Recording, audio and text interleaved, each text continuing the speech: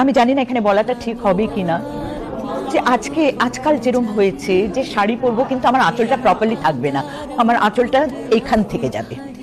এটা না আমি না বুঝতে পারি না। আগে আমরা রাস্তার যাদেরকে আমরা ওই রকম মানে ক্ষমা করবেন এটা বলছি বলে, যে রাস্তার মেয়ে বলতাম, যারা ল্যাম্পপোস্টের তলায় দাঁড়িয়ে থাকে এরকম মেয়ে বলতাম, তারা ওই রকম ভাবে দাঁড়াতো। কিংবা যদি গ্রামে কাজ করতে করতে তার হয়তো সরে যেত, সেটা কোনো দোষে ছিল না। এবং এরা মানুষকে অ্যাট্রাক্ট করার জন্য ওরকম ভাবে দাঁড়িয়ে থাকে, তাদেরও আমি শ্রদ্ধা করছি যে তারা তাদের প্রফেশনের জন্য এটা করছে। কিন্তু আজকাল যারা বিনা কারণে ওই রকম ভাবে শাড়ি পরেন এবং তারপরে লোককে কিছু বললে তখন তারা রেগে যান, মেয়েদের নিচু করা হচ্ছে, মেয়েরাই তো মেয়েদের নিচু করছি আমরা। আমি এটার ভেহেমেন্টলি আমি এটা প্রোটেস্ট করি, কারণ আমাদের একটা শালীনতা, একটা জায়গা আছে যেখানে ছেলেরা আমাদের রেসপেক্ট করবে।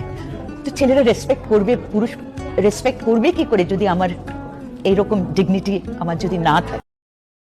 Download ShareChat.